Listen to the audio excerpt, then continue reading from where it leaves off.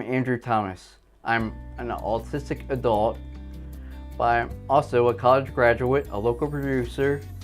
I am also a Special Olympics athlete who succeeded in many ways than one.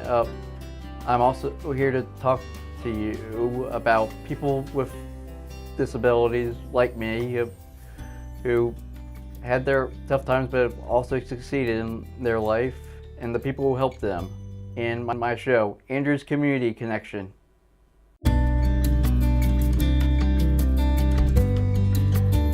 Hello, I'm Andrew Thomas. Welcome to my show, Andrew's Community Connection, where we talk about people with disabilities and how they be successful despite their disabilities, and sometimes we talk to the people who help them out. And here my job coach, my mentor, and my friend here to talk to us about what she does to help those with disabilities. And what do you do? I'm a job coach and a mentor, and I love what I do. Okay. How long have you been doing your job? I have been a mentor for 4 years and a job coach only for 2. The mentoring is more about helping with everyday situations, things we take for granted, grocery shopping, bill paying, hooking up with your friends and going out to the movies. Things like that for people with disabilities are difficult sometimes due to a lot of limitations, like no driver's license and things of that nature. So being a mentor is a lot of fun and very rewarding. Job coach is a lot more serious. It's more about promoting your goals and dreams that you have and finding ways to achieve them, whether it be different than the standard way everyone else does it. Whatever way we have to do to achieve the same goal is what a job coach's job is part of it. Part of a job coach is encouragement, motivation, setting goals, meeting them, making arrangements to get things done the right way. Like for you and I, it's a lot about transportation. It's a lot about just the support system of having someone there when you have a question, you know. I can't think of anything else right now. I'm sure there's hundreds of things, but a job coach and a mentor do a lot. Okay. Is this your only job? No. I job coach and mentor for another agency as well, other than the one that you're with, Self-Directed Services, right? I work for another agency here in Salisbury, and I own a DJ karaoke business, so pretty busy. Okay. What is your favorite aspect of doing this job? My absolute favorite aspect of the job is how rewarding it is. It is very rewarding to see everyone achieve their goals, to help them achieve their goals, to figure out creative ways to achieve goals. It's just a very rewarding job all the way around for me. Those are things that I like to do, is to help others. Well, least favorite aspect of this job? The least favorite aspect of this job would have to be seeing disappointment when goals aren't met, seeing the faces of disappointment in the client. I've seen it with you a couple times when things don't go quite the way you want them to go, and I wish I could just grab everything and fix it, but that's not how the real world works. And sometimes it's hard to deal with your disappointment or others' disappointments. So that would be the least favorite aspect. Yeah. How did you get... Oh, do you have a disability? I myself do not legally have a disability according to the federal government, but I did have a brain injury in 2004 post-operatively from a brain surgery at Johns Hopkins. They gave me an infection inside the brain. That's considered a brain injury as well. I did what they call a recovery from it, but still to this day I do have some short-term memory issues. I do have some attention issues. I'm very fortunate. I was told when I had that surgery that I could possibly never walk, talk, or swallow on my own. So very, very devastating thing that happened, and I did mostly recover. I do have some residual issues, but it helped me to understand others with disabilities because I spent 2.5 years very sick. And it really taught me a lot about myself and about what I wanted to do in this world to help others. Okay. What did you want to do before your brain injury? I wanted to be a journalist, just like Barbara Walters. I told my mom when I was in 3rd grade I was going to steal her job. And that just, I don't know. Did you change your job because of your brain injury? Not directly, but kind of in a roundabout way, yes, because I was later getting to college than I wanted to. And then I married, and that man had a family, and it kind of put a hold on my goals and dreams at the time of going back to school. And for journalism, you need a lot of college. How do you feel about how others perceive people with brain injuries or disabilities? That's a very loaded question because not everybody feels the same way, but there are some people who do not have enough patience for people with disabilities and brain injuries. And really, honest and true, that is the big thing that people with disabilities and brain injuries need, is maybe just an extra couple seconds of your time to understand what direction you're giving. Or maybe they need just an extra minute to get themselves together. There's a lot of people in this world that don't have that kind of patience. So the way others perceive those with disabilities or brain injuries is I feel like they sometimes give them the short end of the stick if it's a visible disability. If it's an invisible disability, those people actually don't get that feeling as often because you can't see it. So, good question.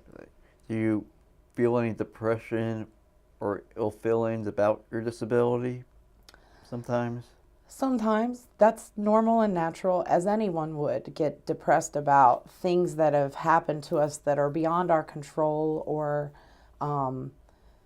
but the way that you deal with it is the way that you deal with it and think about it and move forward is honestly what gets people through each day. You have to find something positive and something every day, or you're going to automatically be depressed.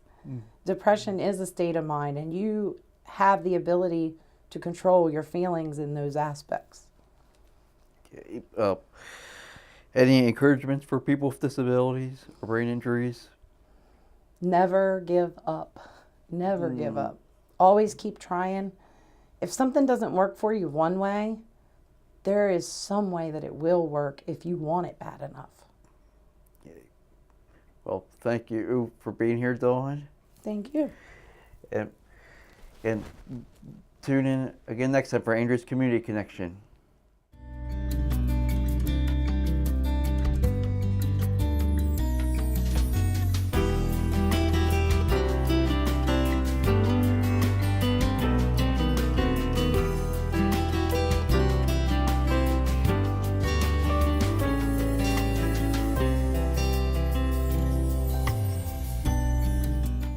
Welcome back to Andrew's Community Connection. I'm Andrew Thomas. I have a disability, and today I'm here with someone who helps people like me with disabilities. Today I'm here with another mentor of mine, Corey Davis. Nice to meet you. See you again, Corey. Nice to meet you. Tell us, what is your job title? I am a mentor to people that have developmental disabilities. Oh, how long have you been doing this job? Well, with you about 6 years, probably about 10 years in total. Is this your only job? No, I have several jobs, several individuals, and then I also have the charity organization, the 501c3, that I help run and founded for people with disabilities, brain injuries to be specific. What is your favorite aspect of being a mentor? My main thing is I really enjoy helping them socialize. A lot of people struggle with their socialization, how to act around other people in social situations, and they struggle with that. And so I get them out and try to get them used to being in the community, dealing with certain different situations that way. Okay. Do you yourself have a disability?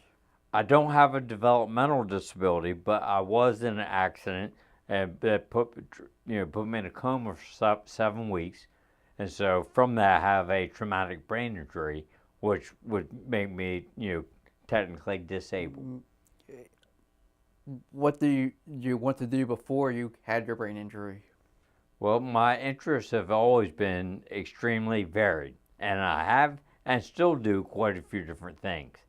I've done everything from construction to real estate to developmental construction like bulldozer work, roads, sewer, water, tugboat captain, moving or tugboat mate, and actually ran the boat some too, moving oil and gas up and down the East Coast. Hey, how about do you feel about others' presence with how they feel towards people with brain injuries or disabilities? Well, I definitely don't like the lack of compassion and actually the lack of understanding a lot of times that people show, towards those people. It's for everyone, everyone has struggles, whether disability or not, and so they got to be aware of what's going on and try to be a little more compassionate with it and understanding. Okay. Have a little more patience sometimes. Yeah.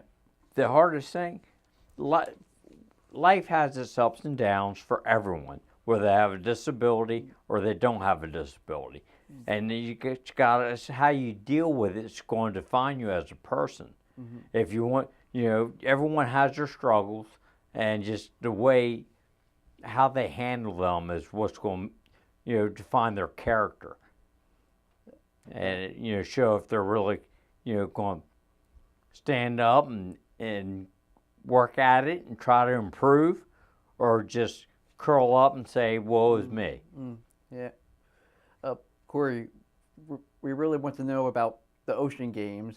How did you get started with the Ocean Games? The way I started, there was ways, was really to give back to the people that helped me and to bring awareness to people with brain injuries and to show there was hope.